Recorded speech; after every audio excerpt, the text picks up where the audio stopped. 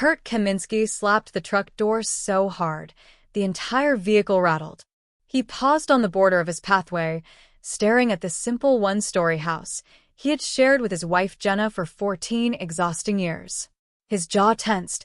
He considered stepping inside, throwing more accusations, and making his usual show of storming off. But something in him paused. Jenna's voice echoed from inside. "Get in here already," she yelled from the entrance.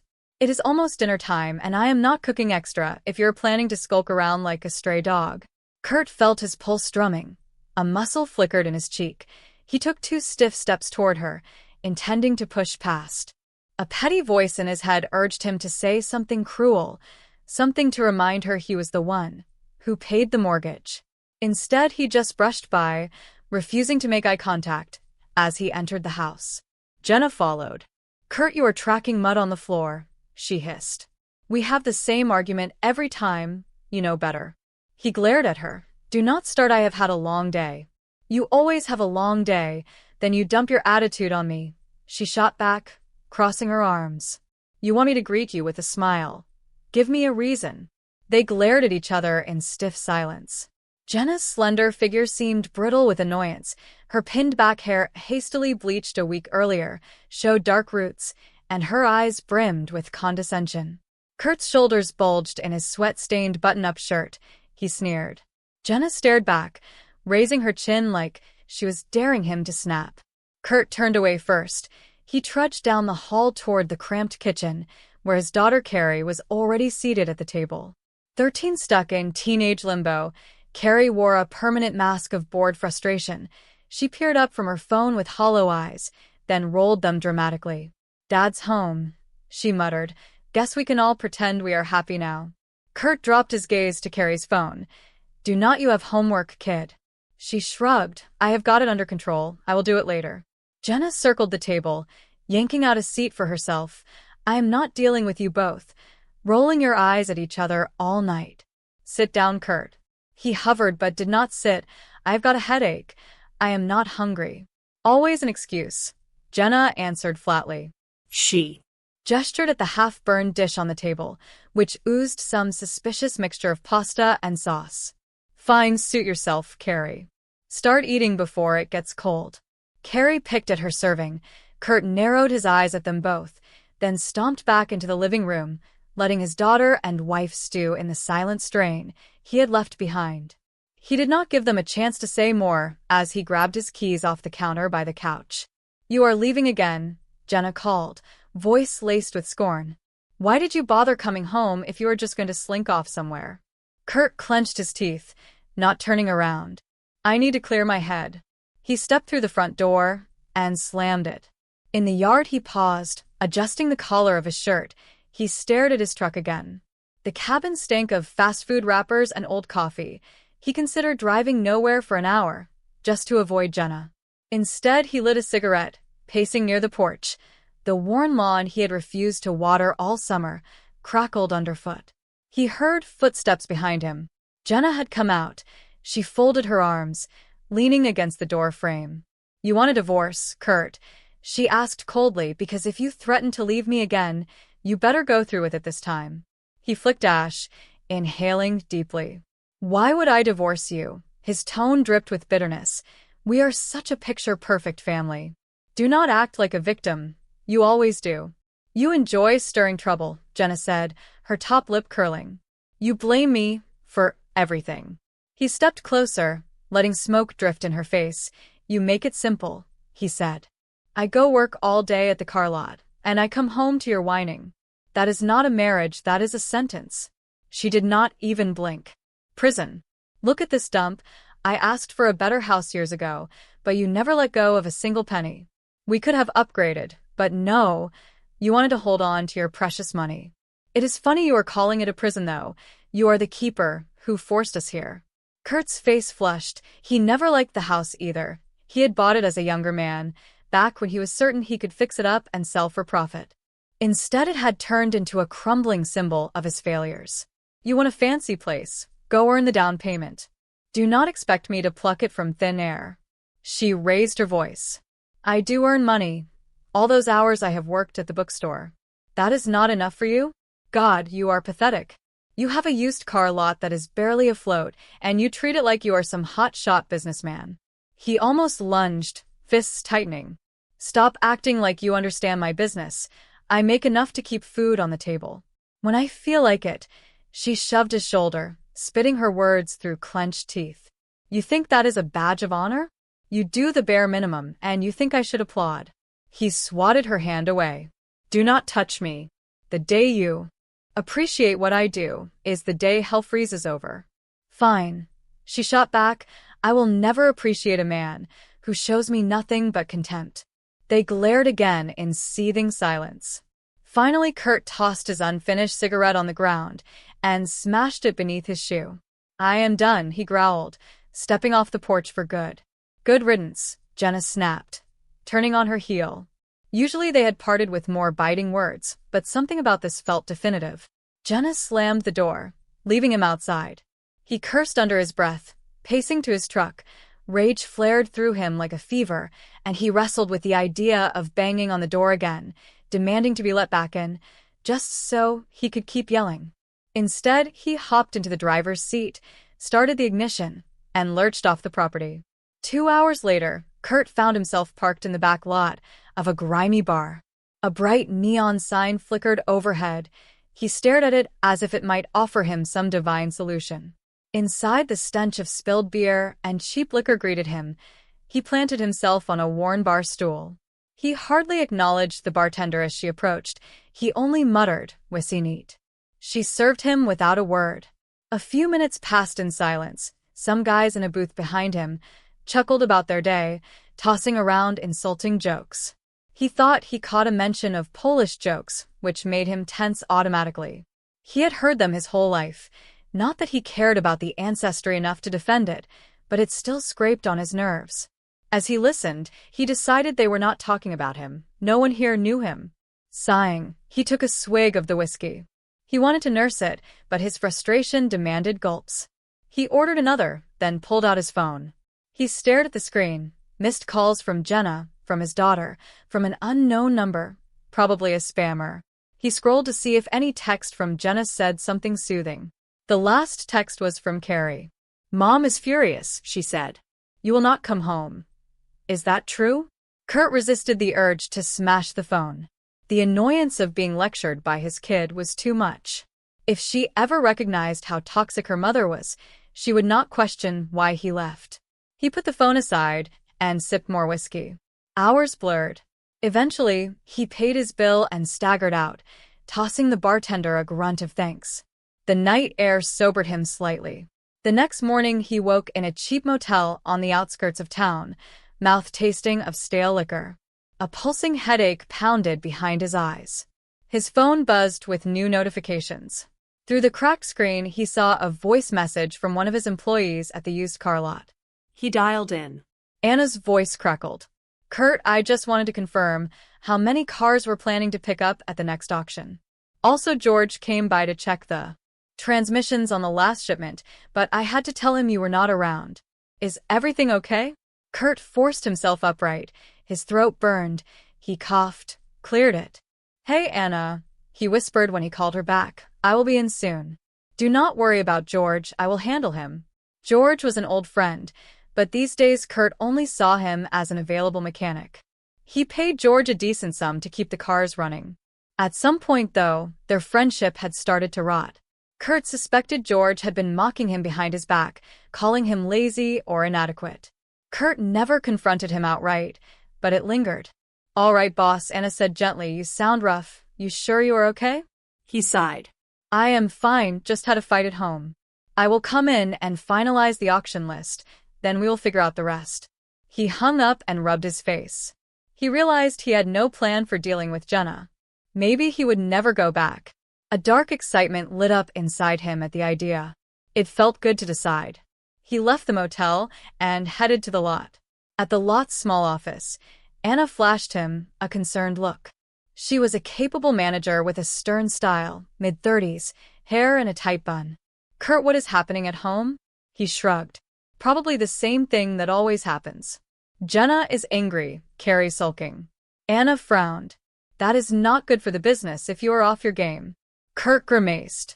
My personal life has got nothing to do with these cars. Let us focus. Anna glanced at the ground. I respect that, boss. So we have 10 cars coming in tomorrow from that auction. George said he can do a full inspection within a week. Kurt stepped to the desk, flipping through the receipts. Good. Let him have them by Monday. I will check in after. He heard the door open. George entered, a tall man with grease-stained hands. He wore a smug grin. Kurt heard you got into it with your old lady again, he said too casually. Everything cool? Kurt hated how George's grin widened. I am not paying you to pry, he growled. Focus on the transmissions. George shrugged, lifting both palms in fake surrender. Easy man, just making conversation. Kurt bit back a nasty reply, feeling his jaw clench. Is that all? George dipped his head. Yeah, I am done. He strolled off toward the garage area. Kurt watched him go, disgust fanning inside. He suspected George enjoyed hearing about his marriage problems. Anna cleared her throat. You sure you want to keep him on? He is starting to get a little pushy. Kurt rapped his knuckles on the counter. He is still the best mechanic in town. We cannot just fire him because he is nosy. Anna nodded, but her eyes said she disapproved. That afternoon, Kurt drove back to the house, tension twisting his gut. He half expected to see all his clothes tossed on the lawn. Instead, the yard looked the same, dried grass and scattered weeds. He parked, lingered behind the wheel, then finally mustered the will to go. Inside, he found Jenna in the living room, watching some television show. She did not turn her head. So you are back, he said, his jaw tightened. My things. I did not say I was staying. She smirked at the TV, pretending boredom. I do not care if you stay or go, as long as you stop stomping around like a tantrum-throwing child. He stepped close, voice low. I am the reason you can even pay the cable bill. She let out a scornful laugh. That is the old story, Kurt. You wave money in my face to make yourself look important. Meanwhile, you barely make enough to keep this dump running. You're always one bad month away from total ruin. A bitter, twisting anger coiled in him. At least I have a job, right? She shot back. A used car dealer, real dignified. She gave a mocking snort. Do not blame me if your daughter does not want to brag about it to her friends. He stiffened. Carrie said that? She might have. You know how kids talk.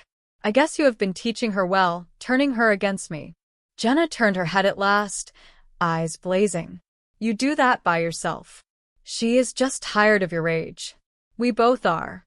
He wanted to scream at her, but footsteps in the hallway announced Carrie's presence. The teen had a phone in hand, earphones in. She glanced up with a grimace. Mom. Dad. Chill. Go to your room, Kurt snapped. We are talking. About what? Carrie asked. How I am too ashamed to mention Dad's used car job. She gave a roll of her eyes. It is not my fault you two cannot get your act together. Kurt pointed toward the hall. In your room now. She sighed loudly, turned and stomped away. Jenna rose from the couch, stepping right into Kurt's personal zone. Do not talk to her like that. She is not some doormat. She is my daughter too. His eyes narrowed. Yeah, well, I am the one who pays the mortgage. My name, not yours. Do not forget. Her voice trembled with anger. You are so sick in the head, threatening me every time with that worthless mortgage. News flash, you walked out. That means you gave up your say in this household. He grabbed her wrist, lowering his voice dangerously. You watch yourself, or you will be the one walking out. I can force you if I have to. She yanked free, eyes flashing. You lay a finger on me, I will call the cops, and you will spend the night in jail. I would love to see that. He nearly raised his hand to strike her, but managed to restrain himself. Instead, he snarled. You are not worth it. She shot him a vicious glare, rubbed her wrist, and stormed toward the kitchen. He stood frozen, fists clenched, breathing hard. Then he spun around, marched to the bedroom, and began throwing his clothes into a duffel bag. Within an hour, he was gone again. For weeks, Kurt flitted between the motel and the house, occasionally sleeping in his truck. He refused to finalize anything with Jenna, as if waiting for a perfect storm. Their arguments grew nastier each time. He dominated the conversation.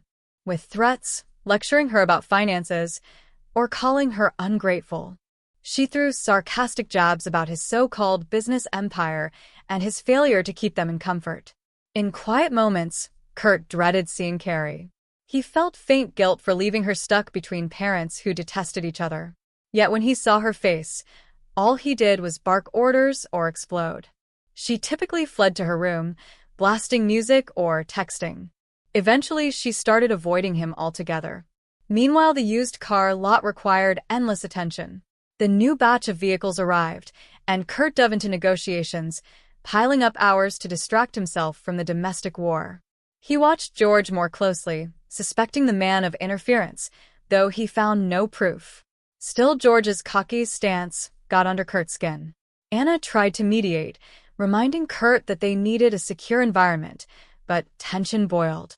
One sweltering afternoon, Kurt returned to the office from the local burger joint and found George leaning against the counter, chatting with Anna. He had a playful grin, as if he had said something witty. Anna's expression looked irritated. Kurt strode in. "George, you want something?" George's grin turned crooked. "What is it to you?" Kurt slammed his burger wrapper on a side table. "Anna, you good here?" She nodded stiffly. "Yes, boss." He glanced at George. "Then move along. We have got work to do, and you are not on staff to bother my manager." George stepped away with a mocking salute. "Yes, sir." Kurt watched him leave, biting the inside of his mouth. Anna shook her head. "He has been pestering me for details about you and Jenna," she murmured. "Says he is worried about your mental state. I told him it is none of his business." Kurt cursed under his breath. "George is a snake. Next time he asks personal questions, send him away." Anna lowered her voice. "Just so, you know, I overheard him on his phone earlier, something about meeting someone for coffee, and your wife's name came up." The word sliced through Kurt like a hot knife. "Jenna's name?" Anna winced. "I am sorry. I did not get details, just heard him say, 'All right, Jenna, I will see you soon.' I found it strange. I did not realize they were friends." Kurt's eyes burned. "Thanks, Anna. Let me handle it." He stomped into his private office, flung the door shut, and sank into a squeaking swivel chair. Was it possible his wife and George were meeting behind his back, mocking him, or something worse? His pulse hammered with an unfamiliar sense of betrayal and fury. He needed proof, but first he had to keep the lot running. He would not let George or Jenna sabotage his business. That evening, Kurt parked outside the house he still co-owned, deciding to do some spying. Carrie would be at her friend's place, or maybe the public library. He did not care. What he cared about was whether Jenna and George were meeting right now. He stepped onto the dim porch, noticing the living room lamp shining through the drawn curtains. He peered through a small gap. Inside, Jenna sat on the couch flipping channels, wearing yoga pants and a tank top. Her posture slumped, and she looked bored. No sign of George. Kurt swallowed, uncertain. He was about to knock when a pair of headlights swept the driveway. He slipped aside, watching from the shadows. A battered truck pulled up. Out stepped George, fiddling with his phone. Kurt's entire body vibrated with adrenaline. George was strolling up to his front door, while Jenna rose inside and adjusted her hair. She opened the door before George even knocked, and he stepped in like he belonged there. Kurt gritted his teeth so hard, his jaw throbbed. He forced himself not to barge in. He crouched behind a twisted shrub, his foot pressing on dried leaves. Through the window, he watched them talk in hushed tones. Jenna crossed her arms, looking annoyed. George raised his hands in a gesture that seemed apologetic or guarded. Eventually, they sat on the couch. George inched closer. Jenna did not push him away. She rubbed her temples, speaking, her face contorted into frustration. Then she sighed. George nodded. She reached out and briefly touched George's arm. He placed his hand on her back, rubbed gently. She did not protest. Kurt felt sick. He pictured them mocking him, forging an alliance of scorn. Then George said something that made Jenna roll her eyes and shoot up from the couch. She walked away, arms folded, possibly complaining. George followed. They disappeared into the hallway that led to the bedroom. Kurt's fists shook with fury. Could they be? He did not want to imagine. He wanted to smash a window, storm in, and rip George apart. Instead, some twisted sense of self-preservation made him retreat to his truck, boiling. His heart hammered as he drove off, mind swirling with violent visions. All illusions that his wife might still respect him collapsed. He felt used, humiliated. If he confronted them, Jenna would laugh in his face or threaten the cops. He needed a strategy. He was certain now George was more than a mechanic. He had become Jenna's confidant, maybe more. Kurt spent days avoiding contact with Jenna or Carrie. He brooded, devising ways to keep his property safe. If Jenna thought she would push him out and shack up with George, she had another thing coming. Meanwhile, he demanded progress from George at the lot, ignoring the contradiction. He was not about to let the man slack off, while sleeping with Jenna behind his back. During those days, Kurt's temper flared at everything. When Anna told him about a problem with a title transfer, he snapped. When a customer asked for a discount, he nearly cussed them out. Word spread that Kurt was in a foul mood, and many decided to keep their distance. George, for his part, was unnaturally polite. He rarely joked now. Whenever Kurt approached, George ended phone calls abruptly. Anna speculated to Kurt that George was rattled. One afternoon after a frustrating sale, Kurt cornered George near the garage. Oil-stained rags lay piled on a nearby workbench. The air smelled of grease. "George," Kurt said in a hard voice, "we need to talk about something." Do not lie. George's eyes narrowed. "About what?" Kurt crossed his arms. "I know you visited Jenna the other night." George hesitated a second too long. "She asked me to. She had a problem with the car. It is a personal matter." Kurt pressed forward, chest nearly bumping George. "Do not feed me that nonsense. You go behind my back to see my wife. You call it private. You trying to sabotage me or my marriage?" George threw up his arms in an exaggerated shrug. "Your marriage? You left her. She can see whoever she wants." The statement stabbed at Kurt's ego. "Is that what she told you? That I walked out, so she is free to invite any bottom feeder over?" George's face twisted. "Hey, calm down. You are the one who cannot keep your family together, cannot keep your business stable." Kurt grabbed George by the shirt collar, voice shaking with fury. "Do not you talk about my business or my family, you understand?" George glared, refusing to look intimidated. "Get off me." Kurt tightened his grip, eyes burning. George's knuckles clenched. One of them might have swung first if Anna had not burst in shouting. "Stop it." She seized Kurt's arm, yanking it down. Kurt released George's collar, still trembling with rage. George stepped back, jaw tense. He exhaled a shaky breath, then shoved Kurt aside, heading for the exit. "Next time keep your hands to yourself," George said, turning at the door. "You're not my boss. I am an independent contractor." "Then quit," Kurt growled, chest heaving. George's lip curled. No. "You need me. But if you want to end our deal, I will survive.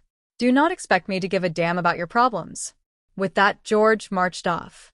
Anna, wide-eyed, looked at Kurt. "Boss, you cannot keep doing this.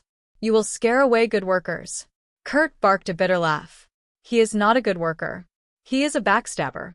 If he wants to run to Jenna, let him. I will find someone else."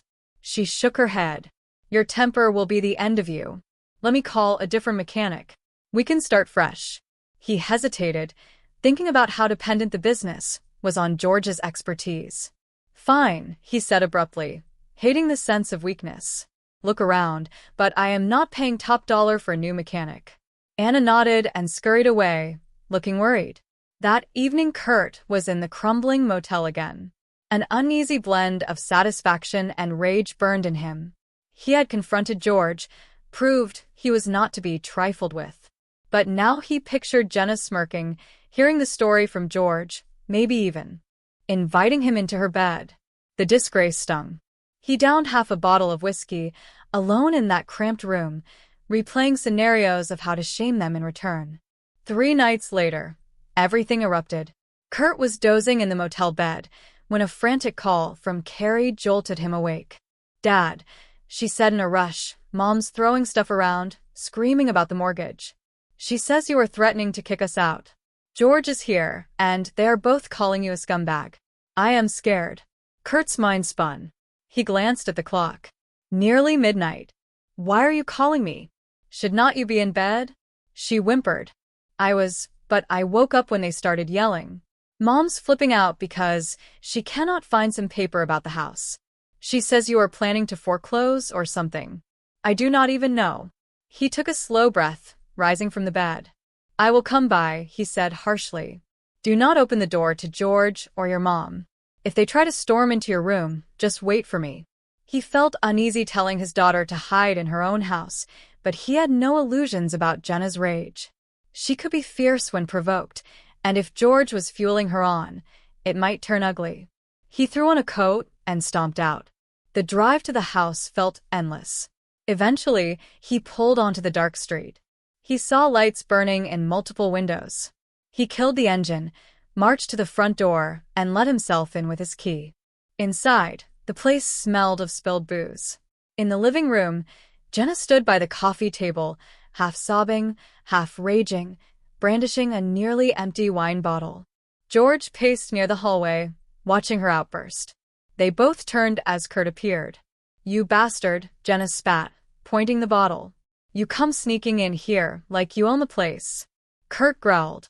I do own it. Now put that bottle down before you hurt someone. George stepped forward, eyes furious. Do not you bark orders at her. You left. You walked away from your family. Kurt sneered. Family? She is no family of mine if she is hooking up with you. Jenna's face twisted with fury. How dare you accuse me of that, you paranoid freak. Even if it were true, it is your fault for abandoning me. Kurt's voice rose. Then maybe I will do more than just abandon you. Maybe I will evict you. This is my property, remember? She lunged, flailing with the wine bottle. You disgusting pig. Try and throw us out, see what happens. Kurt grabbed her wrist before the bottle could strike his shoulder. He squeezed just enough that she dropped it. Wine splattered across the carpet. George rushed in, shoving Kurt's chest. Back off, George barked. Kurt stumbled but retained his grip on Jenna's wrist. She yelped, so he let go. She staggered back, breathing hard. George locked eyes with Kurt, fists raised as if waiting for an opening to brawl. Carrie, Kurt shouted. Where are you? From the hallway, Carrie peered out. I am. Here, she whispered, eyes full of moisture. Stop fighting, please. Jenna wrenched away, pointing at Kurt again. Get out of this house. You cannot just waltz in like some tyrant. Kurt said, his jaw. I can and I will, until the day I change the locks or sell it off. George flexed his fists, stepping between them. Do not talk to her like that. Kurt barked a bitter laugh. You are real brave, George, playing the hero in a house I paid for. Before George could respond, Carrie stepped forward. I am sick of this, she cried. Mom. Dad. Cannot you just end it? It is obvious you hate each other. So do something. Jenna glared at Carrie. Do not talk like that. He is the enemy here, not me. Kurt's face twisted in a sneer. You are both pathetic, he hissed. I should have left years ago. You are an arrogant piece of work, Jenna, and Carrie's turning out no better. Carrie's lip quivered. Dad, be quiet. He snapped, then regretted it for half a second before anger swallowed his remorse. George lunged with a fist. Kurt sidestepped, driving his elbow into George's side. George gasped, staggering. Jenna shrieked, stumbling forward to help George. Carrie screamed for them to stop. Kurt turned away, ignoring the uproar. He snatched the stack of mail from the coffee table. Rummaging, he found what he wanted. A bank statement showing the mortgage nearly paid off. Perfect, he muttered. Now I can finalize the sale and erase you. Jenna practically spat. You would not dare. This is my home. Kurt laughed bitterly.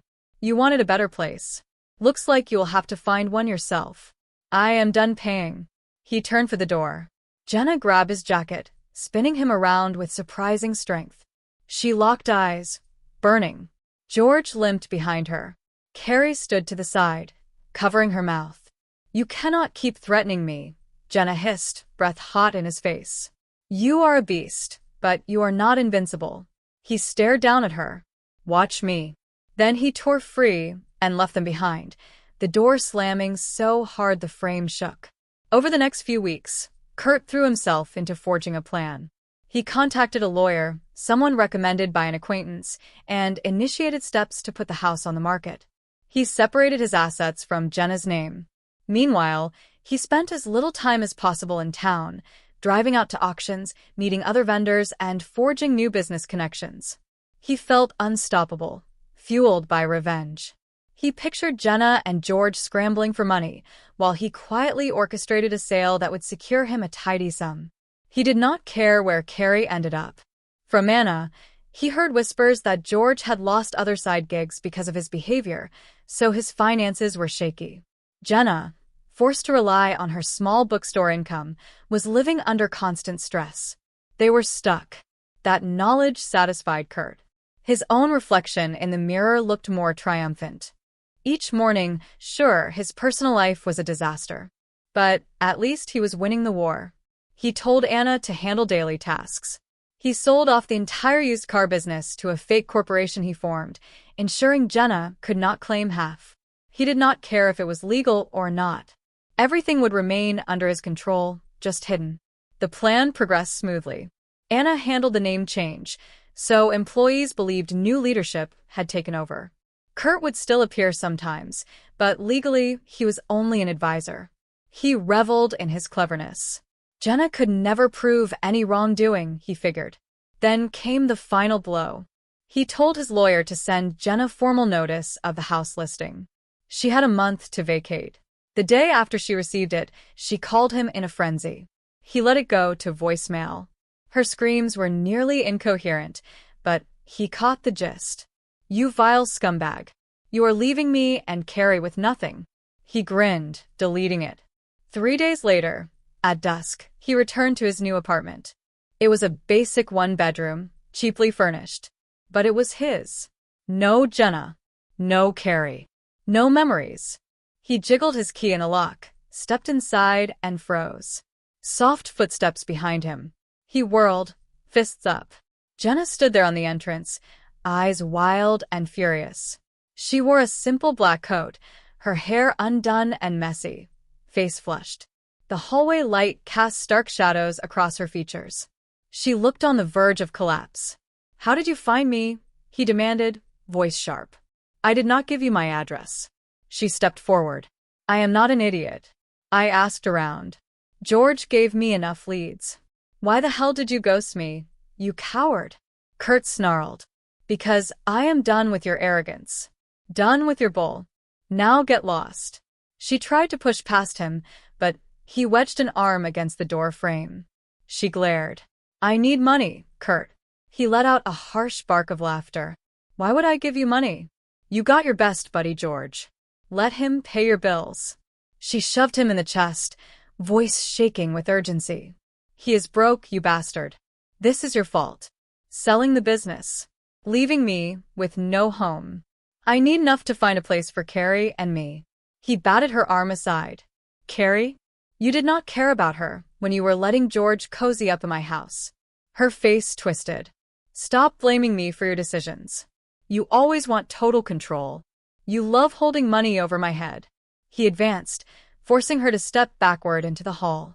"If that is what you think, then it is your problem, not mine." She gritted her teeth. "Hand over some cash, or I swear I will." "What? You will do what?" He mocked, leaning forward aggressively. "Cry about it? Call the cops? You got no leg to stand on. I own the house. And you are on your own. I am not giving you a dime." She erupted in furious tears and swung her hand at his face. He blocked it, seized her wrist, then shoved her backward. She stumbled against the corridor wall, almost losing her footing. Her eyes flashed with hate, and she tried to lunge again. But he pushed her away more violently, a quick forward thrust that sent her stumbling onto the floor. "Stay down," he barked, voice hoarse. "I am not here to wrestle with you, and I am not your ATM." She panted, anger turning to something unhinged. She looked ready to lunge a third time, but the force in his eyes made her pause. Finally, she leaned against the wall, shoulders shaking, tears sparkling on her cheeks. "You will regret this," she spat, voice trembling with rage. He sneered. "No, I will not. Now get the hell out." She rose, lips quivering. For a moment she looked ready to strike him with every ounce of hatred in her body. Instead she spun around and staggered down the hall, footsteps resounding. He watched her vanish into the stairwell, fists still clenched. He stepped back inside, slamming the door. His heart pounded, adrenaline rushing. He felt unstoppable. Let her threaten whatever she wanted. He was done. There was no turning back.